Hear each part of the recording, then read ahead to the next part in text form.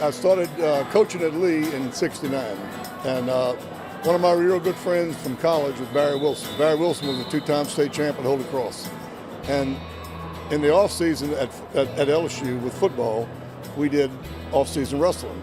And Barry, you showed me these moves. I said, man, that's pretty cool. I like that.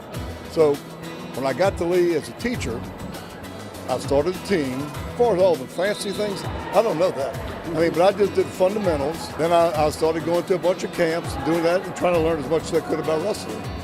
Then my third year coaching, I said, I'm going to put on a tournament. And it was 8 teams, double elimination. And from there, 50 years later, it's still going on. It's the best tournament in the state. I know this. When I got to Brother Martin in the early 80s, the Lee High Invitational was significant. When did it make that jump from a little 8-team tournament to now? When does it start to become the tournament that everyone in the state's shooting for? Well, from 73 to 80, it was one-day tournament. And I did it on purpose. I said, we used to go down to Jesuit all the time, and we had to spend the night, or at the first few years, we would drive on a Friday night, get out at 11, drive back to Baton Rouge, drive back down there on Saturday. So it was like a 2-day deal. And I said, I'm going to have a tournament where no one has to spend the night. I didn't charge entry fees for about 3 or 4 years. 1980 is when the first year we decided to go to 2-day. And we went to 2-day, and I got in Booker T. Washington with Kenny Mundy, who is going to be on the cover of the program this year. I think that was kind of the time when people said, that's a pretty good tournament. I like that idea. We also had teams from Florida and Alabama before that. So I think people like the idea of having different teams in there, different people.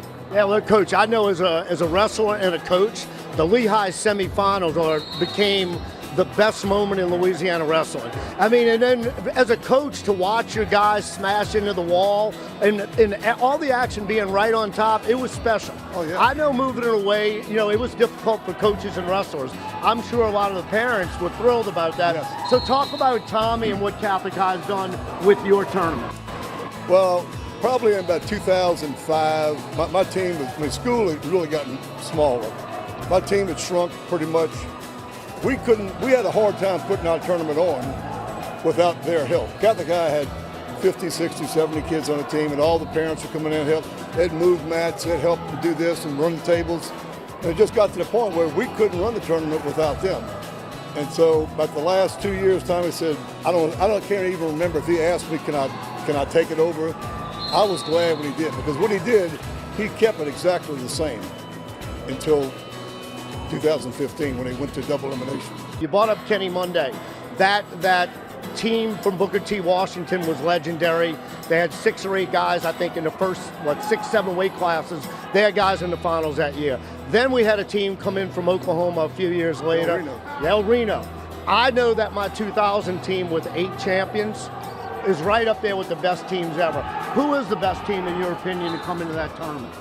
Your team, y'all set the team record. Yeah, with 8 champs. Yeah, you beat El Reno's record. And that was our goal going into the season. Yeah, I remember that. So talk about individuals then. Kenny Monday is up there.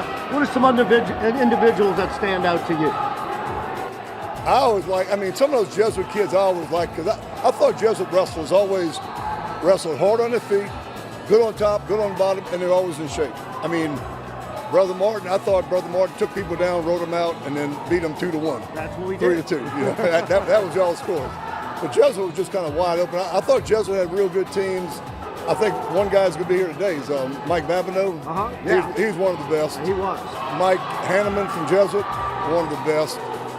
Cormier, but Cormier didn't wrestle in it all 3 years. He wrestled in 1 year, and he was tough. I'm going to give you a compliment first. You have been an absolute ambassador for the sport of wrestling. You really have, Coach. 50-plus years in the sport.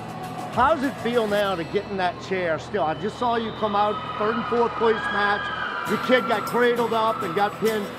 How many times have you walked over to a kid, and what's the advice you're giving him? I don't know. I've always loved wrestling. This never was a job to me. Yeah. This was fun.